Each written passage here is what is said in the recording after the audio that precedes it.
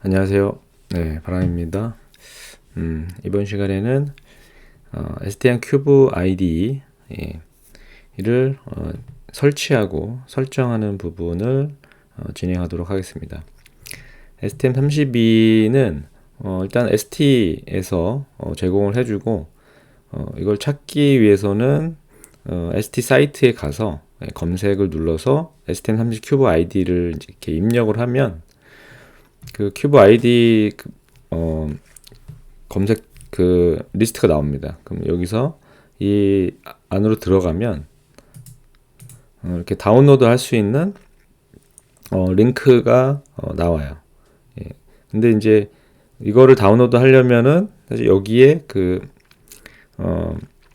계정이 있거나 아니면 계정이 없으면 이렇게 그 이름하고 이메일을 그 입력하라고 나옵니다. 예. 그러면 여기다가 내 받고자 하는 그 이메일하고 이메일 주소랑 이름을 입력을 하고 다운로드 버튼을 누르면 이메일로 그 다운로드 링크가 포함된 메일이 보내집니다. 예. 그럼 그 메일에서 다운로드를 할 수가 있어요. 예. 이렇게 해서 그 압축 파일로 이제 그 받을 수 있는데 그걸 압축을 해제한 다음에 설치를 진행을 하면 됩니다. 예. 그리고 네, 설치를 제가 하는 거부터 한번 해보도록 하겠습니다. 일단 ST 사이트에 제가 만약에 처음으로 이렇게 갔다고 보면 네, 여기 검색 창이 검색 버튼을 누르고 STM32 큐브 IDE 이렇게 입력을 하면 이렇게 큐브 ID가 나오는 걸 볼 수 있습니다. 클릭을 하면 뭐 설명이 쭉 나오고요. 그리고 여기서 get 소프트웨어가 나오죠. 그럼 여기에 이제 이게 다양한 운영 체제별로 다운로드 할 수가 있습니다. 맥용도 있고요. 근데 저도 맥용을 써봤는데 이게 맥에서는 리눅스는 모르겠어요. 맥에서는 좀 느린 것 같더라고요. 그래서 윈도우에서 진행을 해보도록 하겠습니다. 그래서 여기 get latest를 누르면 accept하고 하면 이렇게 그러니까 로그인 만약 계정이 있으면 로그인하면 바로 다운로드를 할 수 있고요. 그렇지 않으면 이렇게 이메일 주소를 입력을 하면 그쪽으로 보내주게 됩니다. 네, 저는 이제 이미 받았기 때문에 설치를 진행을 이제 할 예정이고요. 이런 식으로 검색을 해서 이 다운로드 링크를 찾아가서 클릭을 하면 됩니다. 제가 이제 이미 그 파일은 다운로드를 했어요. 예, 설치 파일은 다운로드 했고 얘를 더블 클릭하면 이제 설치를 이렇게 진행을 할 수 있습니다.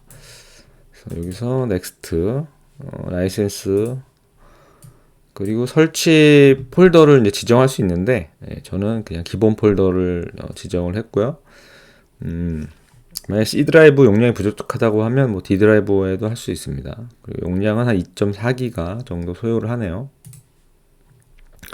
그리고 이 STM32 큐브 ID에서 사용하는 그 디버거 장치 거기에 대한 디바이스 드라이버를 기본으로 설치를 할 수가 있습니다. 그래서 뭐 체크를 한 상태로 인스톨을 합니다. 예, 그러면 이렇게 설치가 쭉 진행이 돼요. 설치 자체는 그렇게 오래 걸리지 않습니다. 네. 보면 빠르게 올라가고 있죠. 네, 이렇게 완료가 됐습니다. 그 다음에 이제 또 넥스트를 누르면 데스크탑 그러니까 쇼컷 단축 키를 만들 것이냐 단축 아이콘을 뭐 이거는 기본으로 설정하고 피니시를 합니다. 그러면 이렇게 단축 아이콘이 만들어졌죠. 그럼 이를 더블 클릭을 하면 이제 큐브 아이디를 실행할 수 있습니다.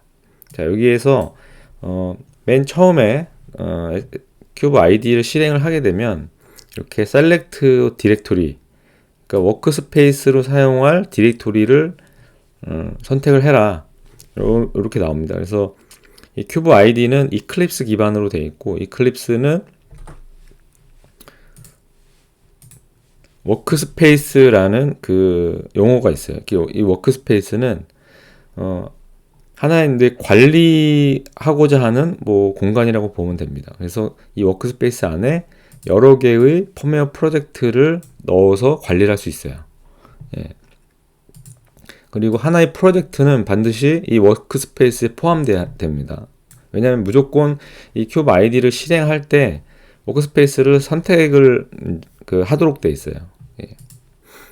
그리고 워크스페이스가 이제 실제로 폴더로 돼 있고요. 예, 폴더로 돼 있는데 이 워크스페이스 폴더 안에다가 펌웨어 프로젝트가 있는 그 소스 코드를 이 워크스페이스 폴더에다가 실제로 넣지 않는 걸 추천드립니다. 예. 그러니까 이 워크스페이스도 실제 폴더인데 여기에다가 펌웨어 소스를 넣어서 관리를 하지 않도록. 예. 그래서 소스 코드는 이제 별도의 다른 폴더에 있고 이 워크스페이스로 이 소스 코드를 이제 불러와서 임포트라고 합니다. 불러와서 여기서 그런 식으로 관리하도록 별도로. 예. 그리고 설정들도 워크스페이스별로 설정을 할 수가 있어요. 예. 자, STM32 실행 시에는 사용하고자 하는 워크스페이스를 이제 지정을 해야 되고 이게 워크스페이스도 여러 개가 될 수 있잖아요. 예. 그래서 여기 그림에 이제 보듯이 제가 만약에 STM32 관련된 프로젝트를 하는 워크스페이스다 그러면은 이렇게 이름을 워크스페이스 이름에다가 그걸 알 수 있는 것들을 이렇게 지정을 합니다. 그러니까 이건 워크스페이스도 여러 개를 할 수 있기 때문에 그래서 이번 그 프로젝트는 STM32 관련된 거기 때문에 워크스페이스 이름을 STM32로 지정을 하려고 합니다. 그래서 이 뒤에다가 STM32라는 워크스페이스를 이제 지정을 하고요. 이름을 이제 변경하고 런치를 합니다. 그러면 이제 해당 워크스페이스 기준으로 해서 로딩이 되고요. 네, 뭐 이건 릴리즈 노트니까 한번 뭐 확인을 해보면 좋을 것 같고요. 네. 그리고 제가 지금 사용한 버전이 최신 버전이죠. 1.11.2 이 버전이네요. 예. 그래서 처음에 실행을 하게 되면 이렇게 인포메이션 센터 여기 나오네요. 예, 얘는 닫아도 되고요. 예. 그럼 요 왼쪽에 보면 프로젝트 익스플로러라고 있습니다. 그러니까 지금 이 최상단에 보면은 STM32라고 되어 있죠. STM32. 이 STM32가 워크스페이스 이름입니다. 예. 그래서 여기에 프로젝트를 새로 만들 수도 있고, 임포트해서 기존의 프로젝트를 가져올 수도 있어요. 예. 그래서 뭐 이번 시간에는 프로젝트를 만들지는 않고 이제 설정까지만 하려고 합니다. 그래서 기본적으로 설정을 해야 될 부분들이 있어요. 그래서 기본 설정은 이 윈도우의 프리퍼런스 여기를 눌러서 여기 나오는 메뉴들 중에서 설정을 일부 진행을 합니다. 그래서 기본적으로 제너럴의 워크스페이스 여기에 그 텍스트 파일 인코딩을 그 디폴트 값으로 하지 말고 아더로 해서 UTF-8로 합니다. 예. 그러니까 이게 나중에 한글 사용이나 할 때 UTF-8로 하는 게 유니코드로 하는 게 운영 체제를 바꿔가면서 뭐 한다거나 그 공유하고 할 때 덜 문제가 생기기 때문에 UTF-8로 지정을 합니다. 그리고 이제 코딩 스타일, 코드 스타일을 저는 이건 제가 이제 그 사용하는 이제 스타일입니다. 그래서 꼭 제가 지정하는 이 스타일대로 할 필요는 없어요. 예. 그래서 여기서 new를 눌러서 그러니까 C++ 코드 스타일 포매터로 와서 new를 눌러서 이 밑에 보면 이제 베이스가 되는 그 이제 스타일을 프로파일을 지정합니다. 저는 GNU 베이스로 해서 뭐 이름을 뭐 펌웨어 이렇게 할게요. 펌웨어. OK를 누르고 그러면 이제 여러 가지 탭이 있어서 기본 설정을 할 수 있어요. 그래서 저는 탭은 스페이스 온리, 탭 사이즈는 2 이렇게 기본 지정하고요. 그리고 중괄호 같은 경우에 다 넥스트 라인, 넥스트 라인, 넥스트 라인, 이 마지막 거만 빼고 다 넥스트 라인으로 하고요. 얘가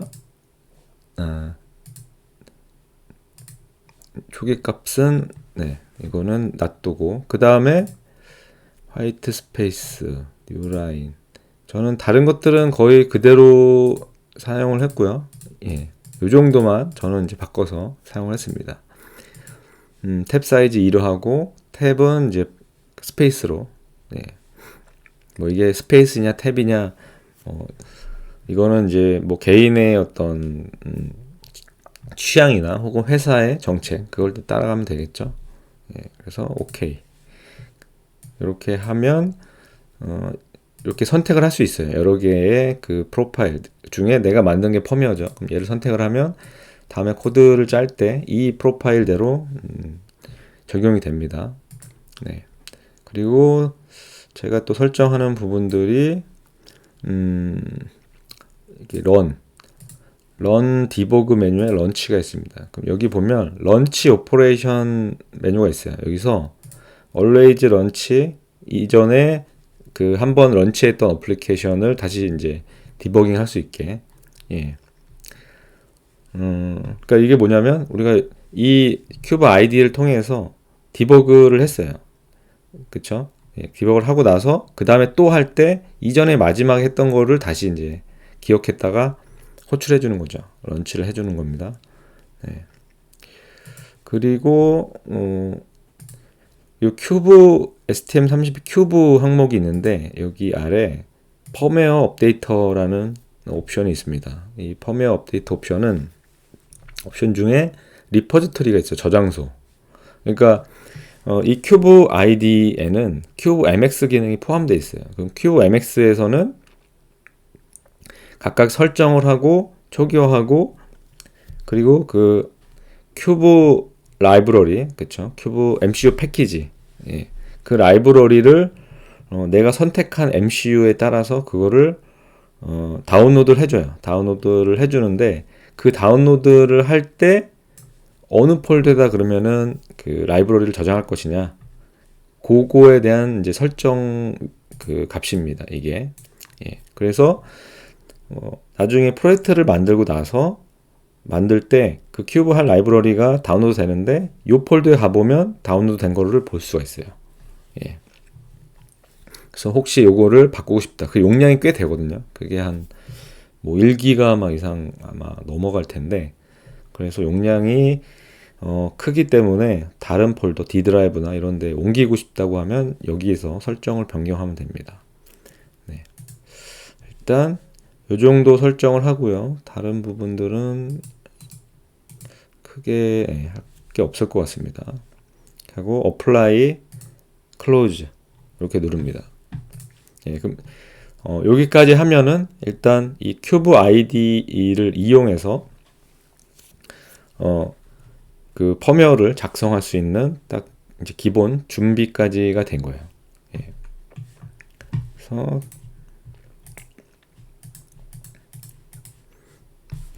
이제 기본 프로그램은 일단 그 설치를 이제 했기 때문에 이제 다음에는 프로젝트를 생성을 해서 펌웨어를 이제 작성하는 그 과정으로 한번 넘어가 보도록 하겠습니다. 오늘은 여기까지 하겠습니다. 감사합니다.